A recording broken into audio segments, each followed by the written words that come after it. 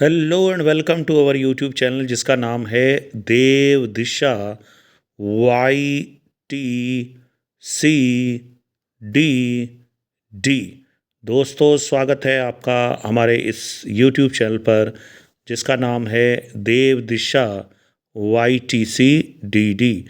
आज का जो वीडियो है वो उत्तराखंड करंट अफेयर का है। तो बिना समय नष्ट किए जल्दी से बढ़ते हैं हमारे आज के करंट अफेयर से। तो सबसे पहले आपका आज का जो करंट अफेयर है वो एक अच्छी खुशखबरी के साथ है। उत्तराखंड में 2 रोपवे निर्माण के लिए काम घोषणा हुई है। तो इसको हम सबसे पहले डिस्कस करेंगे।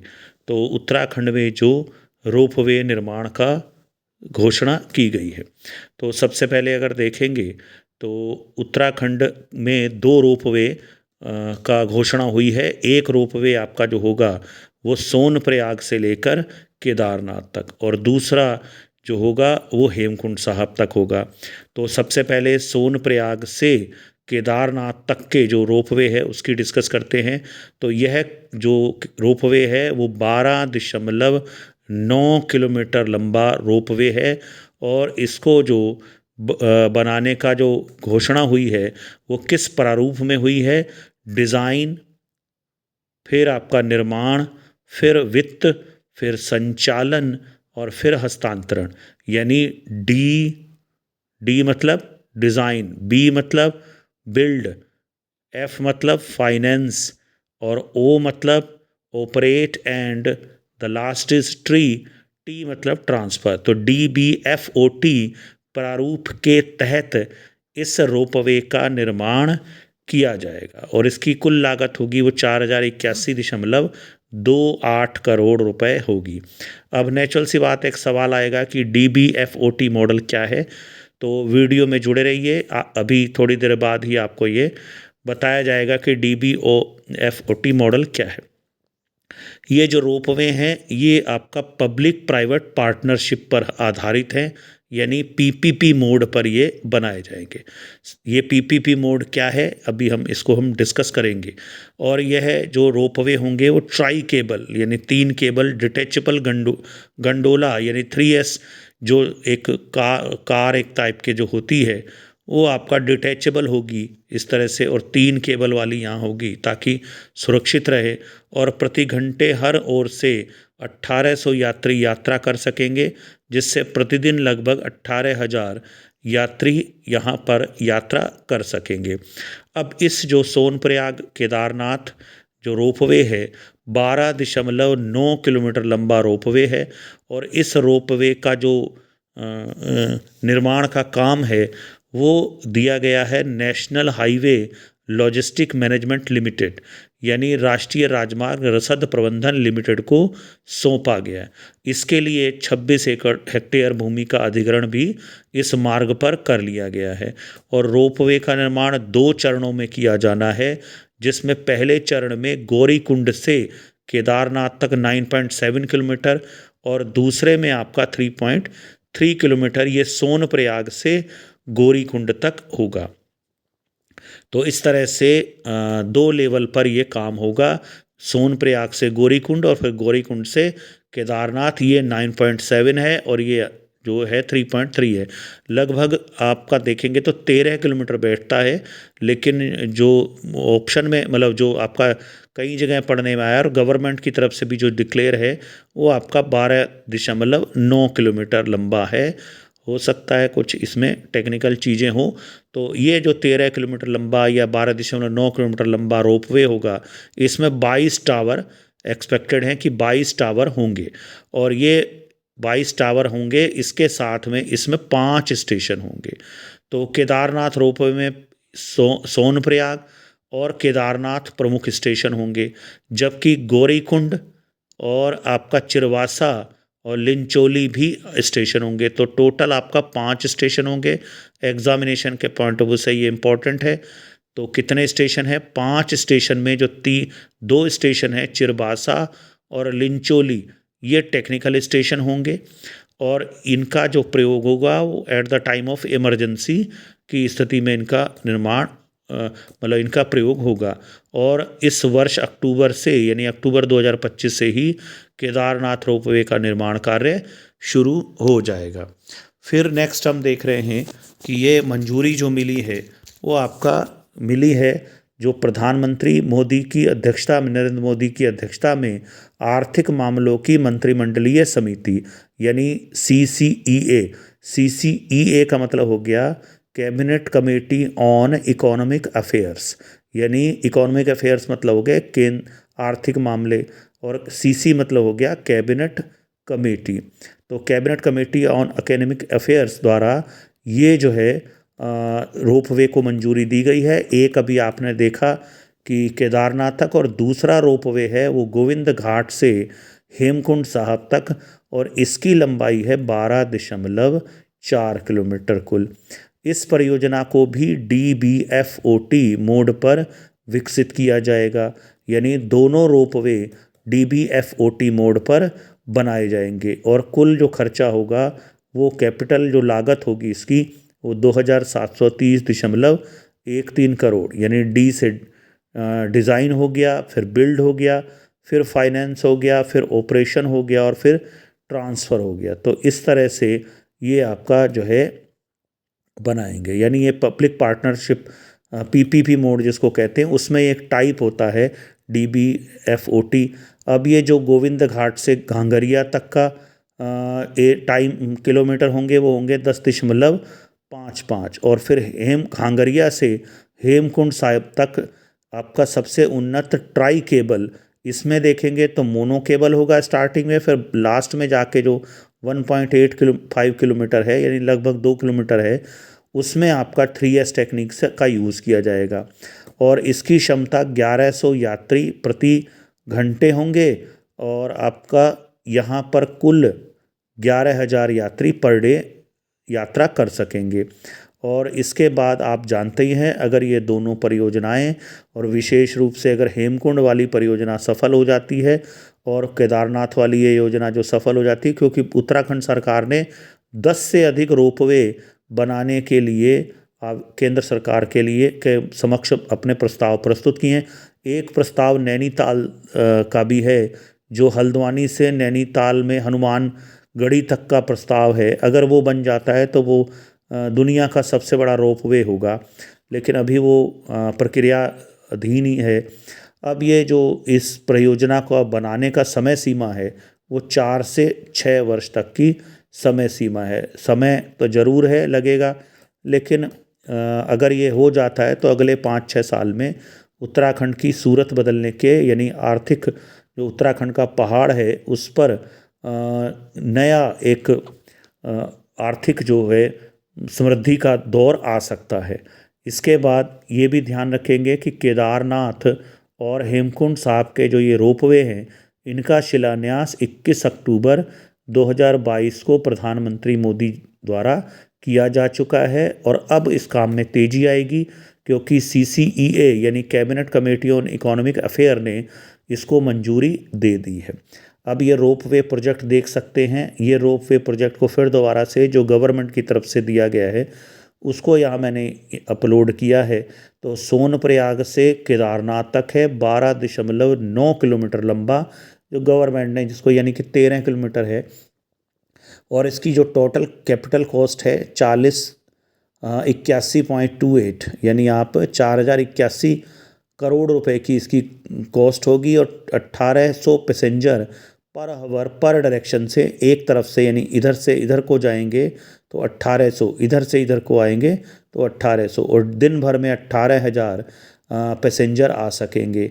तो ये केदारनाथ में नेचुरल सी बात है, जो पिलग्रिम्स हैं यानी आप देखेंगे तीर्थयात्री, उनका फ्लो बढ़ जाएगा, और ये एनवायरनमेंट फ्रेंडली होगी, गाड़ियाँ धुआं पोल्यूशन कुछ नहीं होगा, बिजली से चलेगा, और ट्रैवल टाइम भी डायरेक्शन में 8-9 घंटे की तुलना में, और जो गाड़ियाँ मोटर गाड़ियाँ चल के प्रदूषण हो रहा है और समय लग रहा है, और वो समय रह जाएगा सिर्फ 36 मिनट तक। यहाँ आपका जो खच्चर है ये सब चलते हैं। तो इसके बाद आप देखोगे तो ये एक एम्प्लॉयमेंट अपॉर्चुनिटी वाला काम उत्तराखंड में हो रहा है। तो तो ये सोनप्रयाग से केदारनाथ तक का ये दिखा रखा है। तो यहाँ आप देखेंगे सोनप्रयाग से केदारनाथ तक का, लिंचोली आप देख रहे हैं, जंगल चट्टी है, और फिर ये केदारनाथ का बेस है, और यहाँ से आगे ये, तो यहाँ पर आप देख रहे हैं ये मंदाकिनी रिवर दिखाई दे रही है, और ये जो है पूरा प्लान दिखाया गया है। और ये गोविंद घाट से हेमकुंड साहब तक का प्रोजेक्ट है।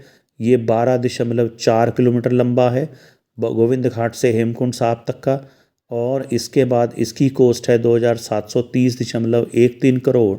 और ये मोनो केबल डिटैचेबल गंडोला से शुरुआत होगी गोविंद घाट से घांगरिया तक, और घांगरिया से आपका फिर ट्राई केबल डिटैचेबल गंडोला यानी 3S टेक्निक से बनेगा। इसकी कैपेसिटी 1100 पैसेंजर पर हावर पर डायरेक्शन होगा। तो आप देख सकते हैं, ना केवल ये अगर मैप देखेंगे तो यहाँ से आप गोविंद घाट जो है बेस कैंप है, यहाँ से आप देखोगे तो ये एक बद्रीनाथ और माणा को रोड जा रही है, और यहाँ से आपका घांगरिया को ये केबल चलेगी, और ये आपका इसके बाद यहाँ से ये हेमकुंड साहब तक जाएगी।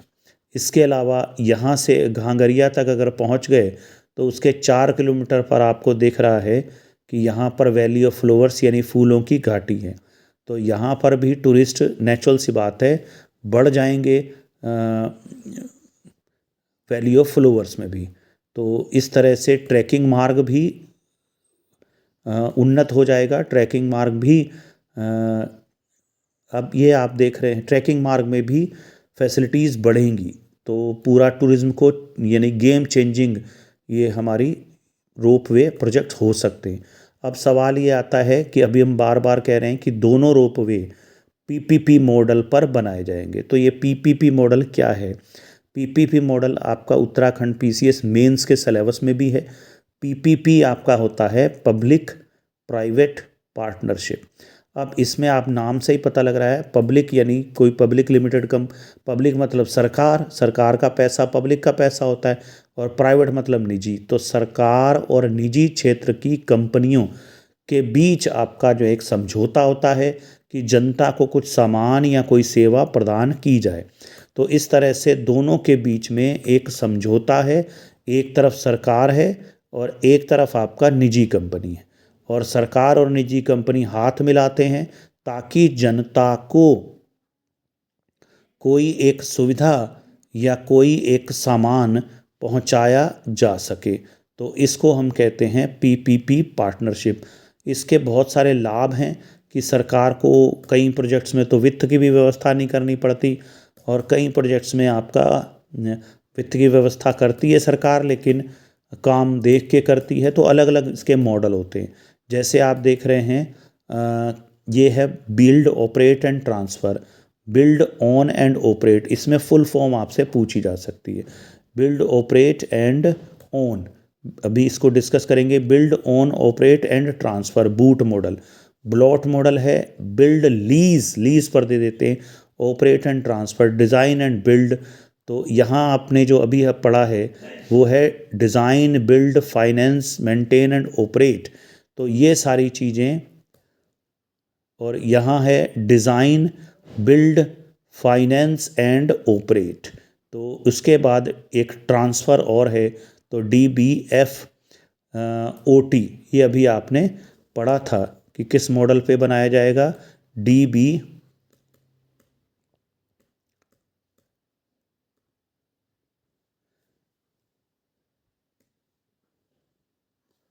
DBFOT मॉडल पर। तो ये आप देख रहे हैं DBFOT मॉडल। तो इस तरह से ये जो लिखा है DBFOT मॉडल, तो ये मॉडल क्या है यहाँ हम इसी को डिस्कस करेंगे। तो यहाँ है DBF और T आगे और जोड़ दिया तो DBFOT मॉडल हो जाएगा। अब इसको हम देख लेंगे कि इसके अलग अलग जो टाइप्स हैं पब्लिक प्राइवेट पार्टनरशिप के, उनका क्या मतलब होता है। सबसे पहले है BOT मॉडल। BOT मॉडल मतलब होता है बिल्ड में ना बनाओ, ऑपरेट करो यानी चलाओ, और ट्रांसफ़र कर दो। इसका मतलब कोई एक प्रोजेक्ट लिया, जैसे कोई एक सड़क बनानी है, कोई हाईवे बनाना है, कोई एक्सप्रेस वे बनाना है, तो सबसे पहले निजी कंपनी क्या करती है, उसे बिल्ड करती है, बनाती है, फिर कुछ साल उसे ऑपरेट करती है और फिर सरकार को ट्रांसफ़र कर देती है। तो आपने अगर देखे होंगे तो बहुत सारी हाईवेज़ पर टोल NHAI वसूल कर रही होती है। तो वो NHAI क्यों वसूल कर रही होती है, क्योंकि बिल्ड करके कुछ साल ऑपरेट करके फिर वो आपका सड़क ट्रांसफ़र कर दी जाती है सरकार को। तो NHAI जो सरकार का संस्थान है, national highway authority of India, वो आपका इस पर से टैक्स वसूलता है या टोल वसूलता है। तो BOT मॉडल यानी बनाओ, ऑपरेट करो और फिर सरकार को ट्रांसफ़र कर दो। फिर लिखा है बिल्ड ओन एंड ऑपरेट। तो यहाँ पर आपका जो है, जो ओन मतलब आपका स्वामित्व है, मतलब किसके पास रहेगा।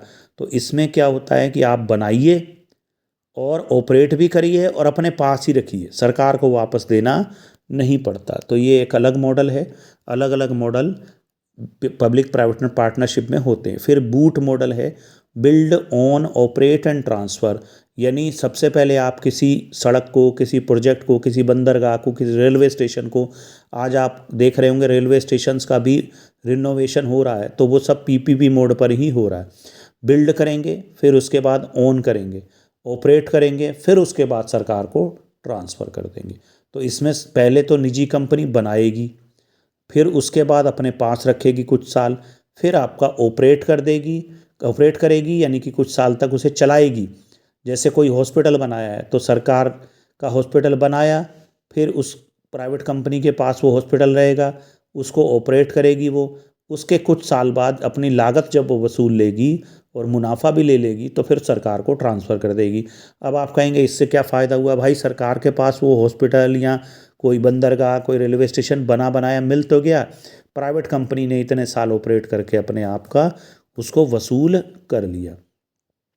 तो बूट जो मॉडल होता है वो राजमार्गों और बंदरगाहों के विकास, यानी जो पोर्ट होते हैं उनके विकास के लिए होता है। फिर इसके बाद नेक्स्ट है build operate lease and transfer.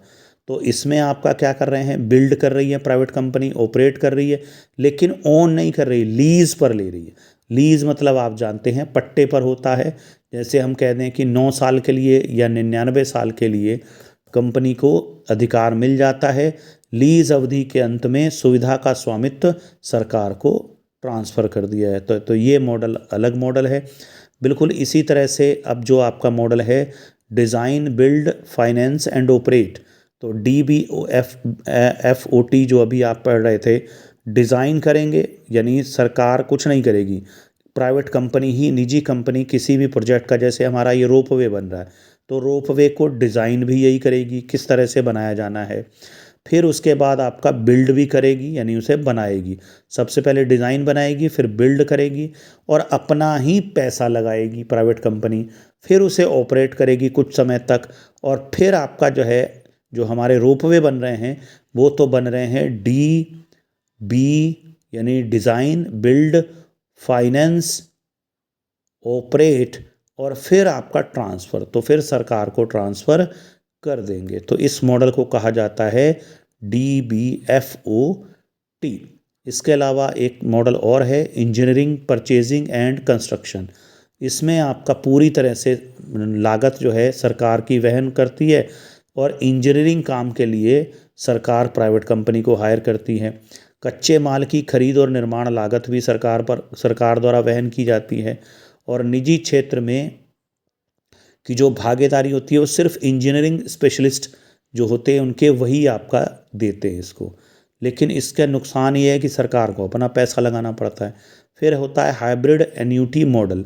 अब हाइब्रिड एन्यूटी मॉडल क्या होता है, इसमें सरकार आपका निजी कंपनी को बुलाती है, काम देती है उसे, लेकिन उसको पैसा तब देती है जब वो आपका कोई प्रोजेक्ट बना लेता है पहले, और 5 वर्षों में परियोजना लागत का 40% योगदान देती है। फिर उसका काम देखती है आगे कि इन्होंने काम सही किया है, यानी प्रदर्शन देखेगी काम सही किया है या नहीं है, उसके बाद आपका फिर फर्दर पैसा रिलीज़ करेगी। तो ये हाइब्रिड एन्यूटी मॉडल होता है। हाइब्रिड एन्यूटी मॉडल, हाइब्रिड मतलब मिला जुला होता है, मिक्स यानी कि, तो सरकार और निजी कंपनी का मिक्स है, और एन्यूटी है मतलब कटौती जिसको कहते हैं। तो एक तरह से 40% दिया, बाकी रोक लिया, कुछ पैसा सरकार लगा रही है। इस तरह से आपका ये होता है। तो ये हमारे रोपवे के 2 प्रोजेक्ट थे जिनको आप हमने डिस्कस किया, और इनके साथ जुड़े हुए मॉडल भी हमने डिस्कस किए। तो ये था हमारा एक उत्तराखंड के विकास का एक महत्वपूर्ण कदम, जो 2 रोपवे मिले। अगली खबर जो है, अगला जो हम डिस्कस करेंगे वो है नई पेंशन को। तो नई पेंशन को डिस्कस करेंगे। एक नई टाइप की पेंशन स्कीम सरकार द्वारा घोषित की गई है, और उत्तराखंड का कंसर्न यह है कि उत्तराखंड की बैठक में, कैबिनेट की बैठक में इस स्कीम को, पेंशन स्कीम को मंजूरी दी गई है। तो कैबिनेट मीटिंग जो पीछे हुई थी, उत्तराखंड सरकार द्वारा जो कैबिनेट मीटिंग आयोजित की गई थी, उसमें आपका, जिसमें कैबिनेट मंत्री प्रतिभाग करते हैं, तो यूनिफाइड पेंशन स्कीम, ये आपका इसको मंजूरी दी गई है। उत्तराखंड में इसको मंजूरी दे दी गई है। हालांकि कर्मचारी इसका विरोध कर रहे हैं, और इस समय अगर आप नौकरी में जब आओगे, या अभी अगर आप देख रहे हैं तो आपको मालूम होगा, अगर आप नौकरी में हैं, 3 पेंशन स्कीम इस समय चल रही हैं। नंबर 1 है OPS यानी ओल्ड पेंशन स्कीम, ये अब अवेलेबल नहीं है। अगर आप नए नौकरी में आओगे 1 अक्टूबर 2005 से पहले पहले जो लोग नौकरी में लग गए हैं उनको OPS मिलती है। फिर मिलती है NPS, न्यू पेंशन स्कीम। तो 2005 के बाद आपका जो भी नौकरी में आए हैं उनको ये स्कीम मिलती है, NPS। वो इस पेंशन योजना के तहत आच्छादित होते हैं। अब इन्हीं NPS वालों के लिए UPS स्कीम लॉन्च की गई है। अब आप कहोगे जब ऑलरेडी थी तो इसको क्यों लॉन्च किया है? इसको इसलिए लॉन्च किया है कि NPS वाले इसमें स्विच कर सकते हैं। अभी तक आपने सुना होगा कि सरकारी कर्मचारी को रिटायरमेंट के बाद, यानी आफ्टर 60 ईयर, हाफ पेंशन मिलती है। लेकिन अब जो NPS है उसमें ऐसी कोई गारंटी नहीं है कि आपको बेसिक सैलरी का 50% पेंशन के रूप में मिलेगा। ऐसी कोई गारंटी NPS स्कीम में नहीं है। अब इसी को थोड़ा सा मॉडिफाई करके UPS बनाई गई है, जिसमें कि जो हमारी रिटायरमेंट के टाइम पर जो 12 महीने की बेसिक पे होगी उसका, या बेसिक सैलरी होगी उसका 50% होगा। लेकिन इसमें कुछ शर्तें भी लगाई गई हैं, इसीलिए इसका विरोध जारी है।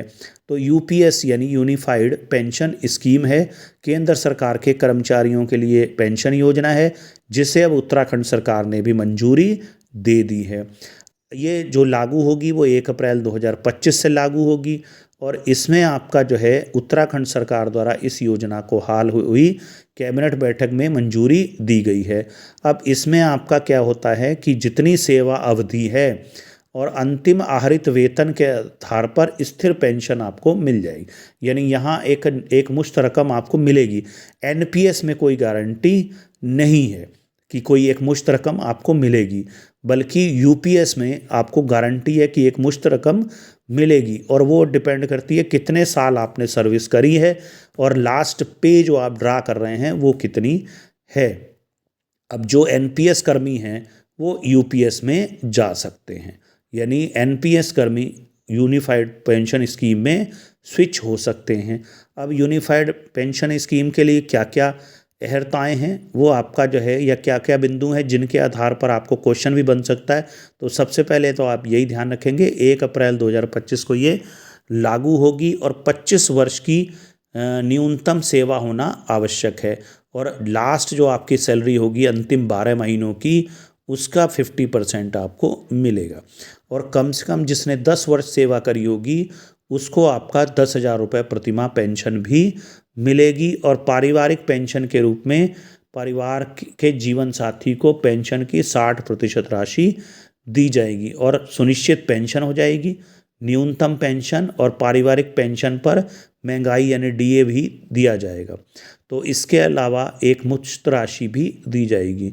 तो यूनिफाइड पेंशन स्कीम आपका केंद्रीय कर्मचारियों के लिए है, जिसको अब उत्तराखंड सरकार के कर्मचारियों के लिए भी खोल दिया गया है।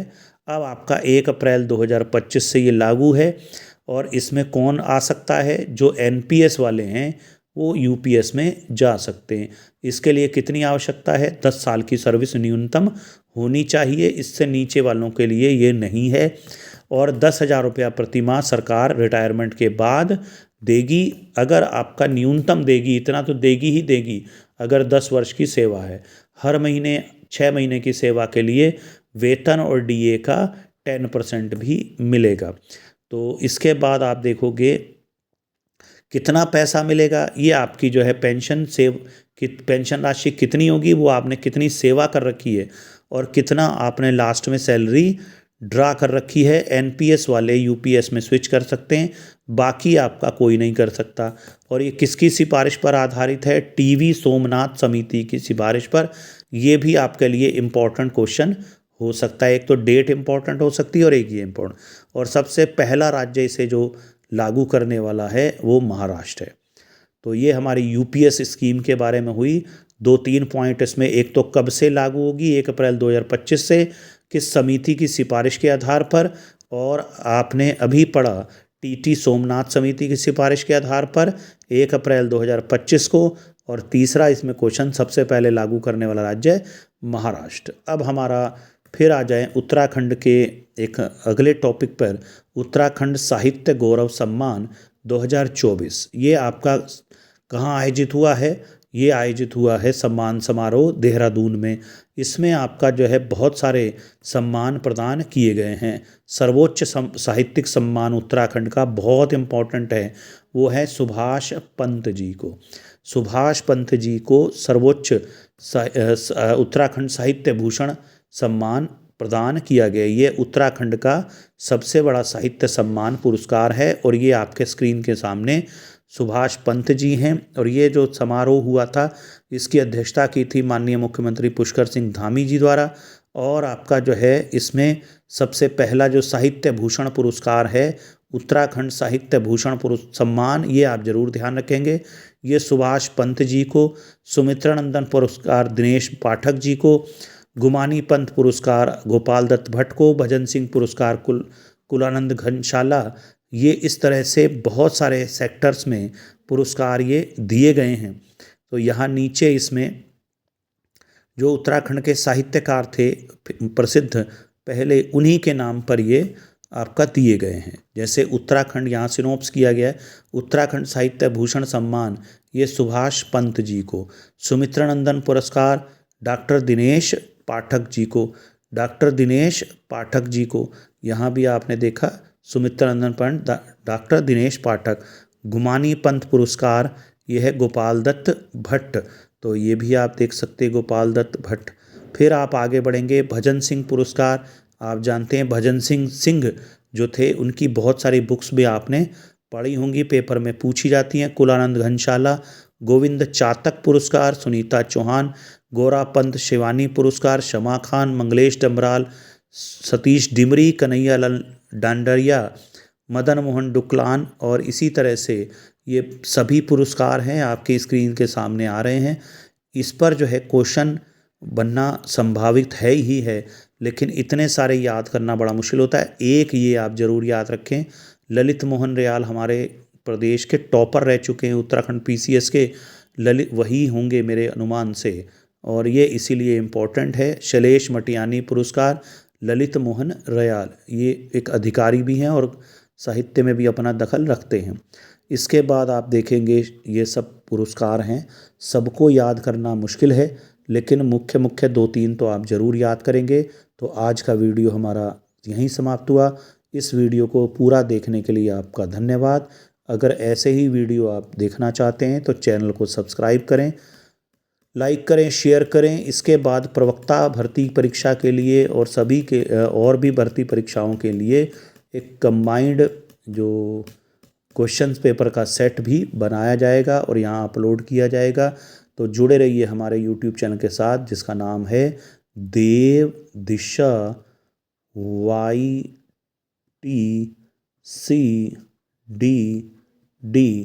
धन्यवाद।